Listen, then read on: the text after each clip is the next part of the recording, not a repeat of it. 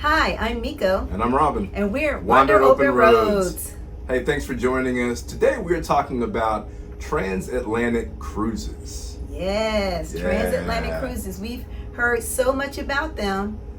And then we finally went on one. Yes, and it was so much fun, and we learned so much. We really did. And we wanted to share 5 tips that are going to really help you to have a great transatlantic cruise because, they're a little different than some of your regular cruises. So. Yeah, different than your, 5 to 7 day cruise. Yeah, so let's get into it.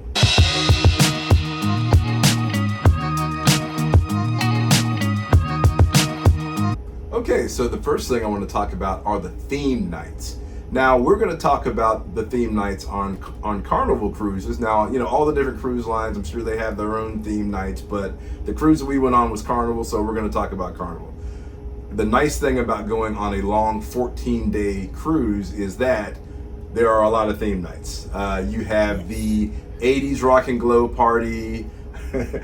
You have the white party, which is like a silent party with headphones, which is totally awesome. So much fun. Yeah, that's a lot of fun. And on a 14-day cruise, definitely bring your dresses and your suit and all that, because there are 3 different formal nights. Okay, so we had I brought a suit, but then I brought different accessories for all 3 nights. She had 3 different dresses, so it's really a nice time to get out and dress up and take pictures and do all that.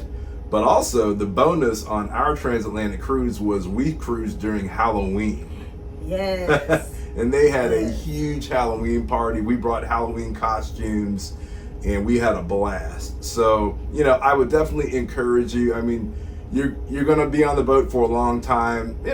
Hey, dress up, have fun. I mean, take advantage of the themed parties that they have.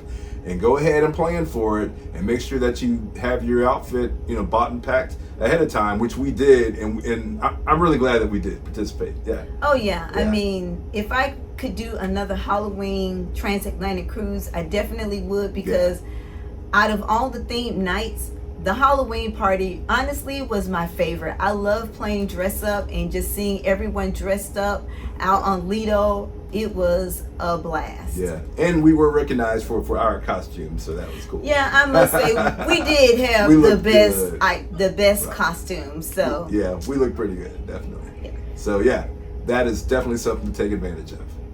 And number 2, take advantage of all of the classes and activities that they have on board. So during the day, they will offer all kinds of classes, especially dance classes. So on our cruise, we managed to get to every one of the Latin and ballroom classes that they had. And it was so much fun, because not only were we able to learn some new dance steps, we then were able to go to the nightclub that night and then try out those dance steps. Yeah, I mean, on a 14-day cruise, I mean, it's not like you're only going to 1 or 2 classes and then you kind of forget everything that you learned. You're able to literally go every day for basically 2 weeks. So we learned so many different types of ballroom dances. We got to practice them daily.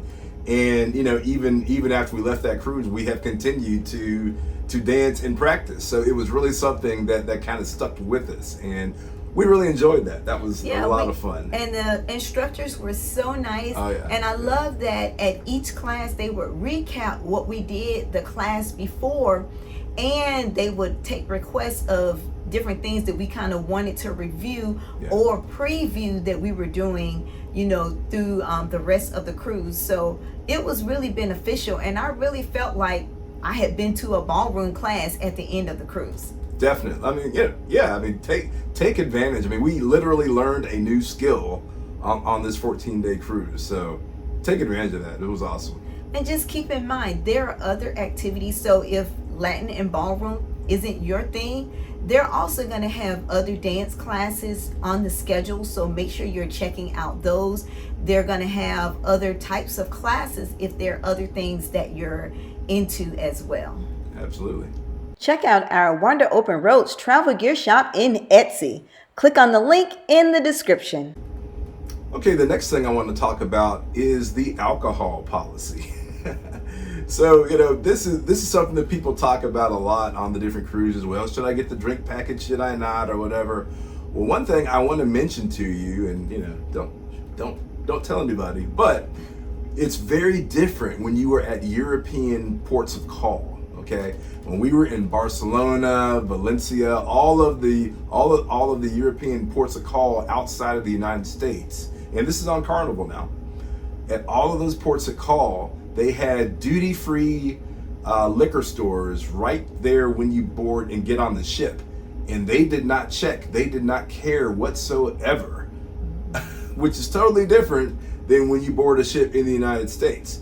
So I was able to buy a full bottle of rum, walk on the ship, take it on there, make myself a drink in the room, no problem. They did not care. So the rules are completely different at the European ports of call, which is nice. Okay, it's nice. So it's definitely something to know ahead of time and to potentially take advantage of if you'd like to. So that was one thing that I noticed when we boarded in Barcelona. As we were going through the cruise terminal, they had that duty free shop, and it was like everyone was making that beeline to that duty free shop to get the things that they wanted, including their alcohol, right before they got on the ship. Yep, with no problem. They didn't care if you had glass containers, plastic. They didn't care if you had alcohol. They just did not care. It was totally different. So just something to keep in mind when you are at European ports of call. Definitely check that out.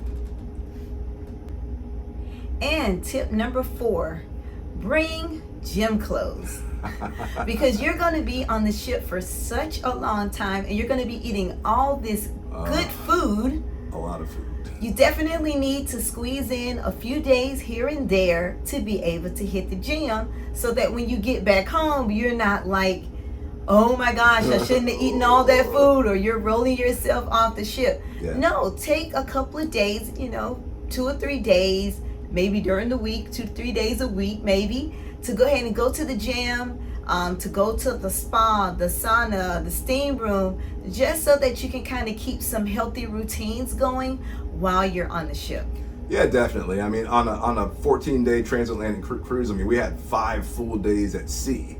And you're like, oh, what are you going to do on those days? Well, we developed a nice little routine. We would get up in the morning, we would go to the gym, we would go to the steam room, and then come and have a late breakfast and then kind of start the day. So, yeah, and doing that really helped us. Really helped us. By the time we got back home, it's not like we had put on 10 pounds or anything. It was kind of a normal thing. So, yeah, that's a good tip. It really is. Yeah, and I'll just Stay be, healthy. very transparent here. On that 14-day cruise, I weighed myself before I left home. I would weigh myself periodically throughout the cruise when we were in the gym. And when I got back home, I had not gained not 1 pound. I actually was able to maintain my weight. So I was so proud of myself. And it's not like we were in the gym the whole time. It was just whenever there was a day at sea and that we could kind of sleep late, we would just make, the gym the first thing that we did in the morning. And it wasn't like a big deal. We weren't in there all day. It was like 30 minutes and then hit the steam room, shower, and then we're out. I'm not going to be quite as transparent on mine, but, I did pretty good too. And last but not least, laundry. So you don't want to necessarily have to pack laundry for 14 days. You're talking about, a daytime outfit, a nighttime outfit. So there are laundry facilities on board the ships. They may not have them on every floor, but they'll have them at least on every other floor. But there are pros and cons with that. Just know that.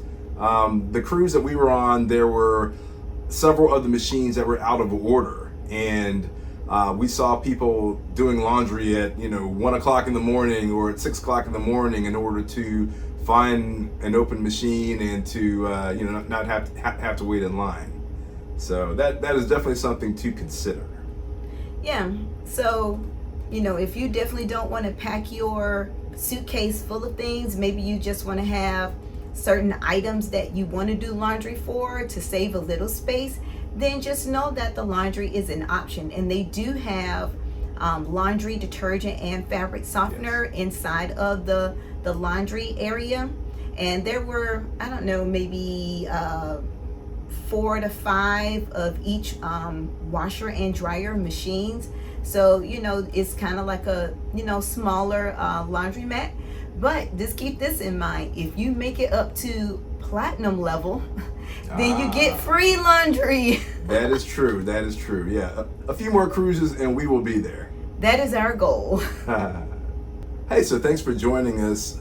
We're talking about the 5 tips to have a successful and an awesome transatlantic cruise. And thank you so much for joining us. And definitely watch out. We're going to do a video from that, a ship review video, and talk about some of the places that we went to in Spain that are totally awesome. So definitely watch out for those videos as well. Thanks for joining us for another Wander Open Roads adventure, and we will see you next time. Wander safely.